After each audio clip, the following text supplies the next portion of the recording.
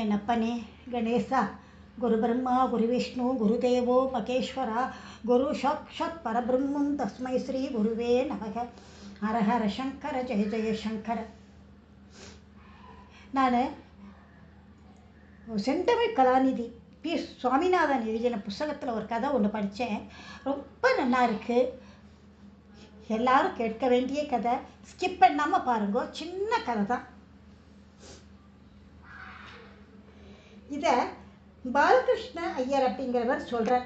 என்ன சொல்கிறாருங்கிறத கேட்கலாம். 1944 1949 வரை சிதம்பரம் ஐயப்ப செட்டியார் சமஸ்கிருத கல்லூரியில் வியாக்கரணம், தர்க்கம், சாகித்யம், மீமாம்சை அது மாதிரி படிச்சுட்டு இருந்தா அவர் பாலகிருஷ்ண ஐயருங்கிறவர். அவர் மட்டும் இல்லை, அவரை மாதிரி என்ன கணக்கில்லாத வேறு வேதம் படிச்சுட்டு இருக்கா. ஒரு மார்கழி மாதம் அப்போ மகா பெரியவா சிதம்பரத்துக்கு வந்திருந்தார். ஒரு நாள் அவர் திடீர்னு அவரோட காலேஜுக்கு காலம்பரை 7 மணி உள்ளே வந்துட்டார்.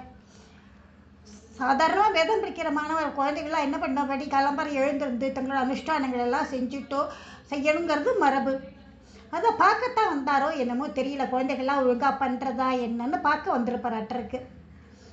வந்து எல்லாம் அப்படியே பார்த்துட்டு கிடுகிடுன்னு திரும்பி போயிட்டார். கல்லூரியை ஒரு காலேஜ் பூரா ஒரு சுற்றினர், இறங்கி போயிட்டார். அவருக்கு பின்னாடி வந்த பண்டிதர்கள்லாம் 4-5 பேர் வேதம் சொல்லிகிட்டே வரா. அவரோட நடைக்கு, பெரியவாளோட நடைக்கு ஈடே கொடுக்க முடியல. இவாளெல்லாம் பின்னாடி ஓடுற வேதத்தை சொல்லிகிட்டே. அப்போ காலம்பர பூஜைக்கு சிதம்பரம் கோவிலில், நடராஜர் கோவிலில் காலம்பர பூஜைக்கு ஏற்பாடு பண்ணிட்டு இருந்தா. கோவிலுக்குள்ளே போயிட்டார் இவர். அப்போ இவரோட வரவை பார்த்துட்டு அங்கே இருந்தவெல்லாம் தீட்சிதர்கள்லாம் ஆடி போயிட்டா. ஐயோ, காலங்காத்தால் வந்துட்டார் இவர், நம்ம பூர்ண கும்பம் கொடுத்து வரவேற்கலையே அப்படின்னு சொல்லிட்டுன்னு ஓடோடி வந்தார். பெரியவராக இருந்த ஒருத்தர். பெரியவா, இப்படி திடுதுப்புன்னு சொல்லாமல் கொள்ளாமல் வந்துவிட்டேலே, சொல்லியிருந்தா முறையாக நாங்கள் வர வைத்திருப்போமே அப்படின்னு ஓமியாக சொன்னார், பவ்யமாக. அதுக்கு பெரியவா சொல்லிட்டார், பரவாயில்ல, இப்படி அமைதியாக இருக்கிற கார்த்தால வேலையில் வந்து நடராஜர தரிசனம் பண்ணணுன்னு தான் நான் பேசாமல் சொல்லாமல் கொள்ளாமல் புறப்பட்டு வந்துவிட்டேன் அப்படின்னு சொன்னார். தில்லை அம்பலத்தான தரிசனம் பண்ணிட்டு கிளம்பி போயிட்டார்.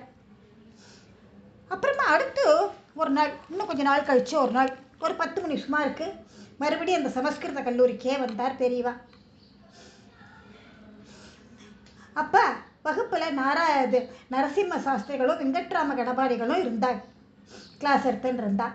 பெரியவாளை பார்த்ததும் 2 பேரும் எழுந்துட்டு அவரை நமஸ்கரித்து வரவேற்றார்.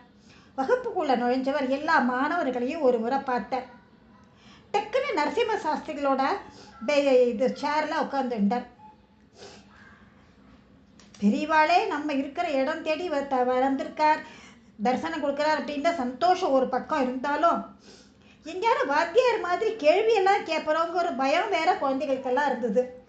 எல்லா குழந்தைகளுக்கும் இருக்கிற பயம்தான் அது. நாங்கள் பயந்தபடியே தான் ஆச்சு.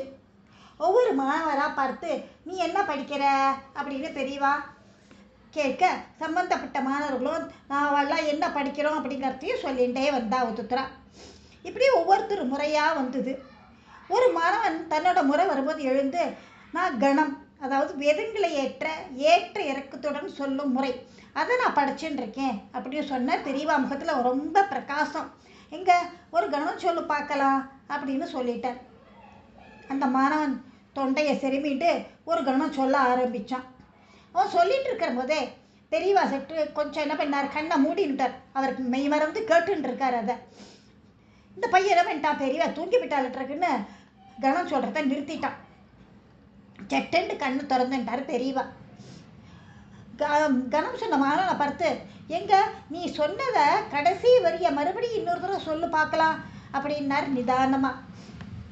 அவன் மறுபடியும் சொல்ல ஆரம்பித்தான். அப்போ பெரியவா திடீர்னு சொன்னார், நீ உதாத்தமும் அனுதாத்தமுமா பிழையாக சொல்கிற, அதாவது சத்தமாக சொல்கிறத மெதுவாகவும் இறக்கி சொல்ல வேண்டியதை இடத்துல சத்தம் போட்டும் நீ சொல்கிற, அது தப்பு. வகுப்பறையில் இருந்த ஆசிரியர்களுக்கான நரசிம்ம சாஸ்திரிகள் வெங்கட்ராம கணபாடிகளும் வியந்து போயிட்டார். மாணவர்களும் அப்படியே திகைச்சு போயிட்டார். அதாவது கணத்தை கேட்டுண்டே பெரியவா கண்ணயர்ந்து விட்டதாரோன்னு நினச்சோம். ஆனால் அந்த பரபிரம்மம் என்ன பண்ணிட்டு கண்களை மூடிண்டு அந்த வேத ஒளியை அக்ஷரம் சுத்தமாக ரசித்து கொண்டிருக்கிறதுங்கிறத பின்னால் அப்புறம்தான் புரிஞ்சுது இவாளுக்கு. அதன் பின் தவறாக கணம் உச்சரித்த அந்த மாணவன் என்ன பண்ணான், ஓடி போய் பெரியவாளோட காலில் விழுந்து நமஸ்காரம் பண்ணினான். அவரும் அவனுக்கு ஆசீர்வாதம் பண்ணினார். ஞானத்தோட மொத்த வடிவமே மகா பெரியவா தான் அப்படிங்கிறத அந்த நாளில்